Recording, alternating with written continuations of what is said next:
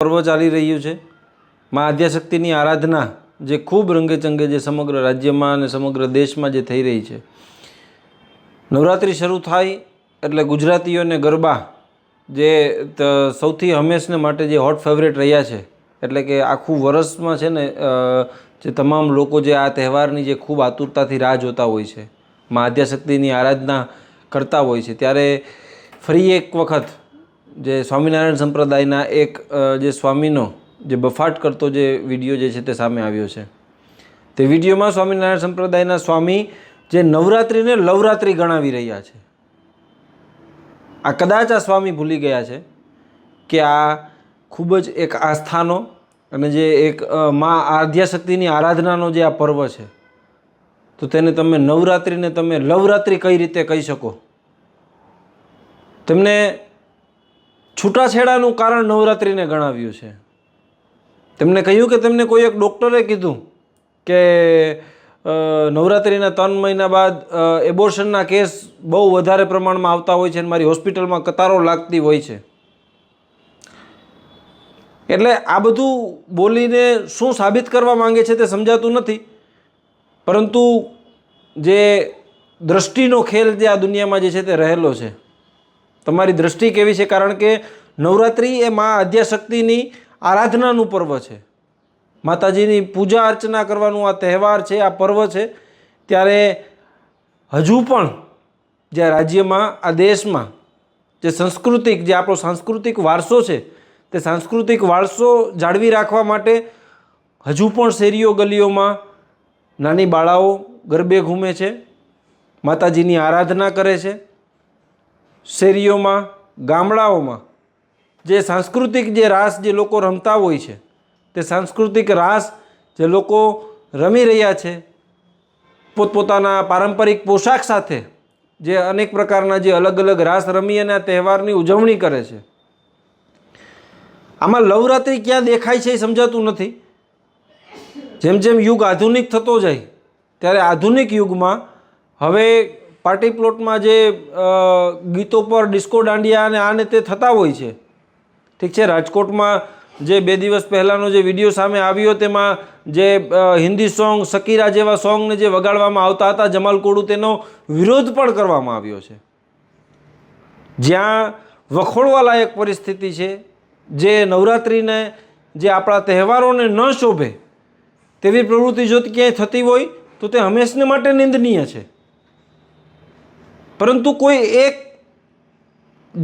પણ એક ઉદાહરણને ધ્યાનમાં લઈ અને આખા તહેવારોને જે કઈ રીતે તમે જે છે તે વખોડી શકો છો, નવરાત્રિને લવરાત્રિ કઈ રીતે કહી શકાય? સ્વામિનારાયણ સંપ્રદાયના જે સ્વામીનો જે વિડીયો સામે આવ્યો, તે વિડીયોમાં તેમની પાછળ યુટ્યુબનું સિલ્વર બટન જે છે તે દેખાય છે। હવે સ્વામીઓને યુટ્યુબ ચેનલની શું જરૂર છે કે તેમને પ્રસિદ્ધિની શું જરૂર છે તે સમજાતું નથી। અને કદાચ જે સંતો છે, જે સ્વામીઓ છે, તે હંમેશને માટે પૂજનીય અને વંદનીય રહ્યા છે અને રહેવાના છે, પરંતુ કોઈ પણ ધર્મ વિશે, કોઈ પણ સંપ્રદાય વિશે જે આ પ્રકારનું મન ફાવે તેમ બોલવું, તે કેટલું યોગ્ય છે? આ નિવેદનના કારણે જે તમામ જે હિન્દુ ધર્મમાં જે માનતા જે લોકો છે, જે નવરાત્રિ પર્વને જે હજુ પણ જે લોકો 9 દિવસ તેઓ અનુષ્ઠાન જે છે તે કરતા હોય છે, ઉપવાસ કરતા હોય છે, એક શ્રદ્ધાથી જોડાયેલો જે આ તહેવાર છે, આ આપણી આસ્થાનું પ્રતીક છે, તેના વિશે જે આ પ્રકારનો જે બફાટ કરવો તે કેટલો યોગ્ય છે અને આ સ્વામી દ્વારા બોલાયેલા શબ્દો કેટલા યોગ્ય છે તે તમે કમેન્ટ બોક્સમાં જરૂરથી જણાવજો। કારણ કે કોઈ પણ વસ્તુને જજ કરવી તે અમે યોગ્ય નથી સમજતા, એટલે કે અમે તમારો મત માંગીએ છીએ કે આપ આના વિશે શું કહેવા માગો છો તે પણ કમેન્ટ બોક્સમાં જણાવજો। પરંતુ જે કોઈ પણ તહેવાર હોય, કોઈ પણ ધર્મના તહેવાર હોય, ન માત્ર કોઈ હિન્દુના તહેવાર હોય કે ન કોઈ પણ અન્ય ધર્મના તહેવાર હોય, કોઈ પણ ધર્મ વિશે દરેક ધર્મના તહેવારોમાં દરેક લોકોની એક વ્યક્તિગત આસ્થા જોડાયેલી હોય છે। ત્યારે કોઈ તહેવારો વિશે ટીકા કરવી, તેના વિશે કોઈ આવી કોમેન્ટ કરવી તે યોગ્ય નથી। માટે વારંવાર આ પ્રકારના જે નિવેદનોથી જે લોકોની લાગણી જે છે તે દુભાઈ છે અને જે ત્યારે હાલ જ્યાં સ્વામિનારાયણ સંપ્રદાયના સ્વામી દ્વારા જે બફાટ કરવામાં આવ્યો છે તે બફાટને લઈ અને લોકોમાં પણ જે ત્યારે હાલ રોષ ફેલાયો છે. ખાસ કરીને છૂટાછેડાનું કારણ નવરાત્રિ ગણાવવામાં આવ્યું છે. તેની પાછળ તો કોઈ લોજિક જ નથી સમજાતું. છૂટાછેડાની પાછળ કઈ રીતે નવરાત્રિ જે છે તે કારણભૂત હોઈ શકે? કઈ રીતે કોઈ પણ મુદ્દાને જે છે તે કોઈ પણ તહેવારની કઈ દૃષ્ટિથી જે લોકો જોવે છે તે સમજાતું નથી. પણ ખેર, જે ત્યારે હાલ જ્યાં સ્વામી દ્વારા જે બફાટ કરવામાં આવ્યો છે તેને લઈ અને ત્યારે હાલ લોકોમાં રોષની લાગણી છે. કારણ કે વારંવાર જે એક સ્વામીનો વિડીયો આવ્યો ત્યારબાદ કોઈ બીજા સ્વામીએ પણ જે આવો વિડીયો જાહેર કર્યો છે, ત્યારે આ પ્રકારના નિવેદનોથી જે ત્યારે હાલ લોકોમાં રોષ છે. પરંતુ મા આદ્યાશક્તિની આરાધના અને નવરાત્રિના પર્વો જ્યારે ચાલુ છે ત્યારે આ નવરાત્રિના પર્વ લોકો ખૂબ જ જોરશોરથી રંગે ચંગે જે છે તે ઉજવી રહ્યા છે.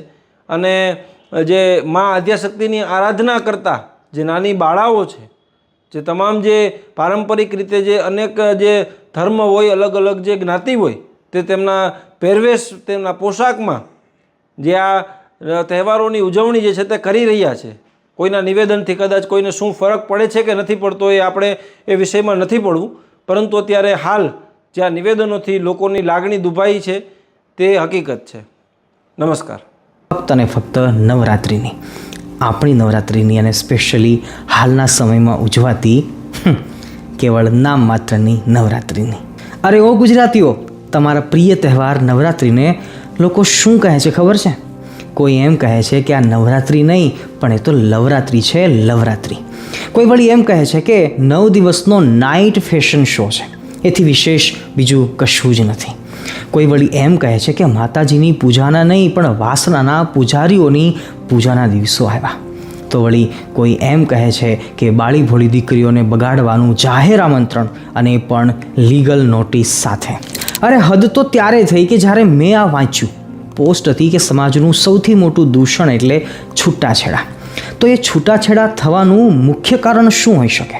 તો જવાબમાં કોઈકે લખ્યું કે ડિસરિસ્પેક્ટ, કોઈકે વળી લખ્યું કે બેડ બિહેવિયર, કોઈકે વળી એમ લખ્યું કે ઓછી વાતચીત થતી હશે, કોઈકે વળી એવું લખ્યું કે એ પૈસાનો અભાવ, તો વળી કોઈકે એમ લખ્યું કે વધતી જતી જરૂરિયાતો.